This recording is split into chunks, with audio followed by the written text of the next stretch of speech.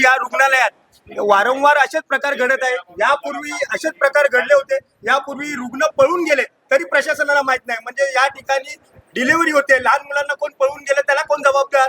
यानंतर ज्या आपण बॉटल लावतो, बॉटल लावल्यानंतर रक्त परत बॉटलमध्ये चढतं तरी या डॉक्टरांचं लक्ष नाही।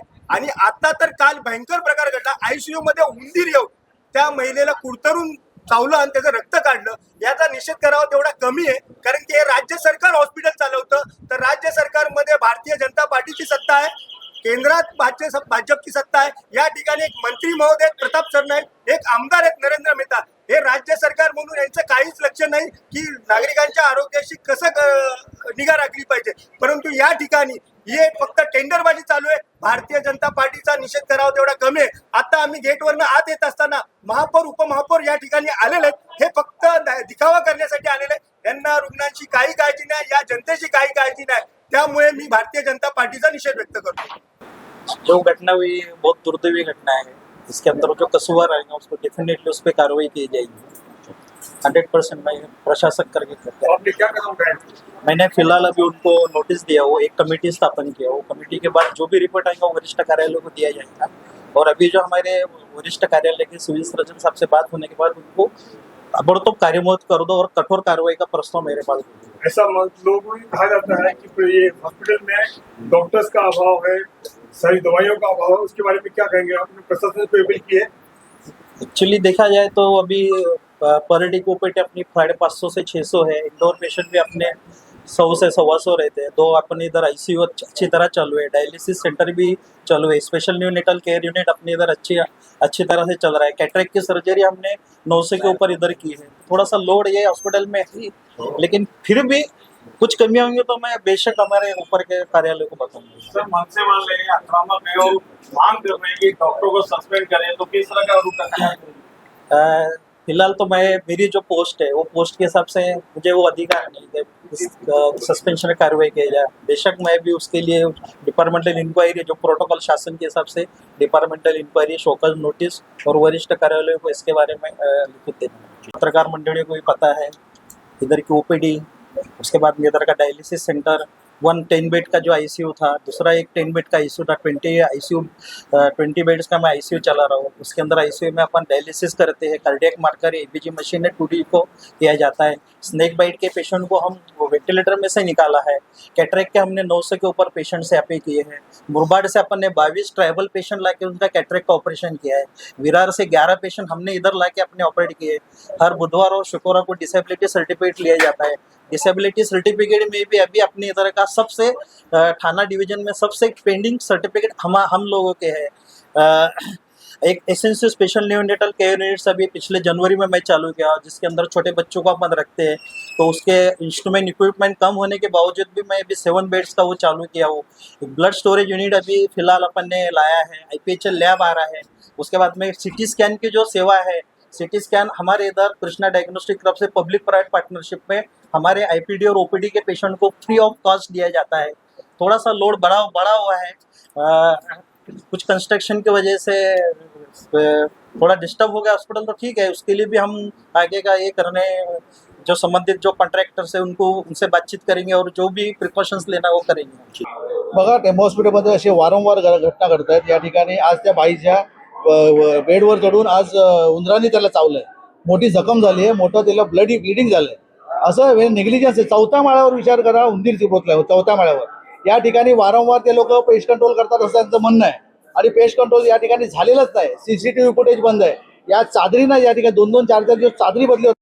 हे निग्लिजन्स आहे, तर म्हणून आम्ही या ठिकाणी महाराष्ट्र सेनेच्या वतीने आंदोलन छेडलंय आणि त्या डीनवर जे असतील तडवी त्यांच्यावर कारवाई व्हायला पाहिजे, सस्पेन्शन ऑर्डर निघायला पाहिजे, आणि ICUचे जे इंचार्ज आहेत त्यांना पण सस्पेन्शन ऑर्डर निघायला पाहिजे असं आमचं म्हणणं आहे। आणि त्याप्रमाणे आम्ही त्या ठिकाणी त्यांचं सस्पेन्शन केलेलं आहे त्यांचं। आणि तडवींचं पण उद्या 12:30 पण आम्ही त्यांना अल्टिमेटम दिलं आहे। तडवींचं पण सस्पेन्शन उद्या नाही झालं, त्यांच्या वरिष्ठांशी बोलणं झालं आहे। तर या ठिकाणी आणि ते संपूर्ण जबाबदारी प्रशासनाची अशी लक्षात घ्या। आमदार खासदार या ठिकाणी झोपलेले आहेत।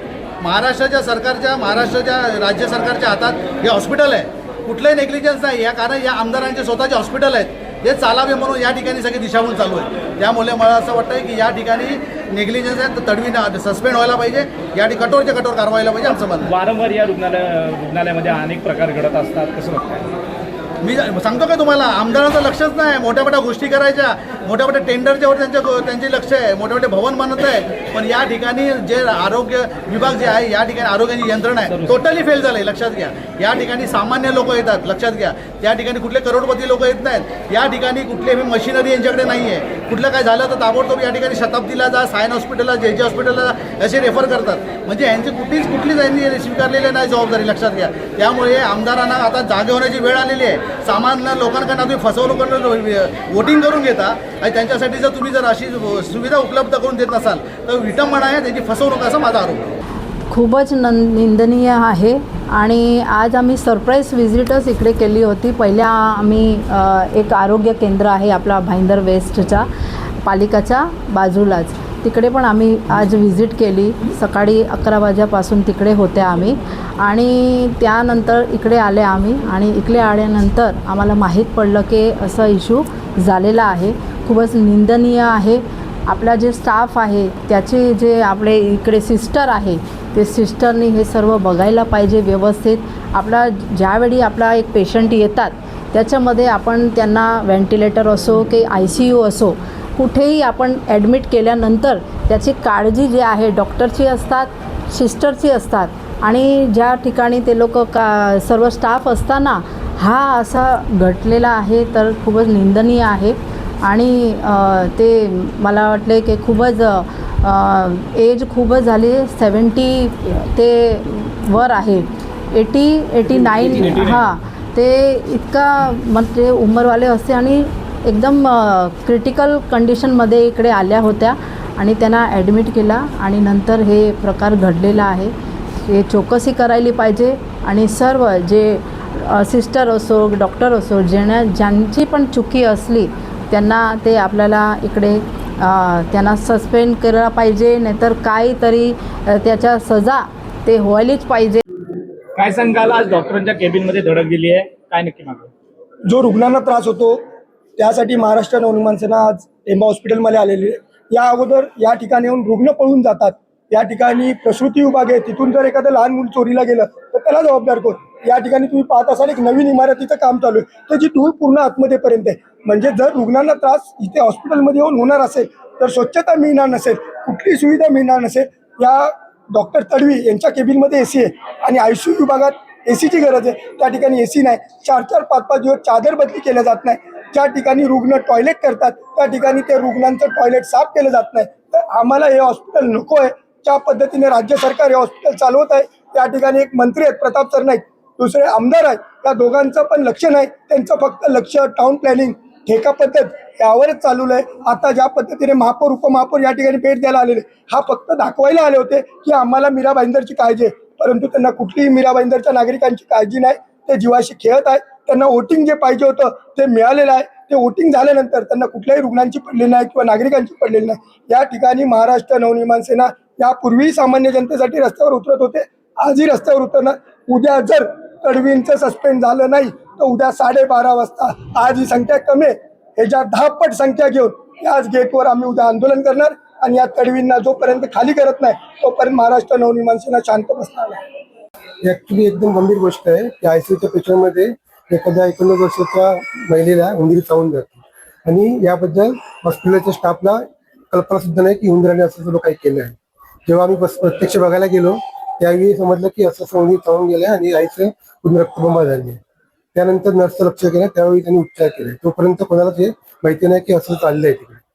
डॉक्टर लक्ष नसतं. रात्रीचं 10 ते 6 मध्ये कुठल्याही पेशंटच्या दातेवर आत यायला एंट्री नसते. त्यामुळे नर्स वगैरे बघतात की याचं काय सांगू शकत नाही. आईचं वय 89 आहे आणि व्हेंटिलेटर 5 दिवसापासून. 12 तारखेला आम्ही ऍडमिट केलं होतं. सध्या जरा क्रिटिकलच आहे, एकदम ऑक्सिजन वगैरे कमी आहे त्याची. हेच की ICU मध्ये पेशंटची चांगली काळजी घेतली पाहिजे. यापुढे असं काय प्रकार घडू नये.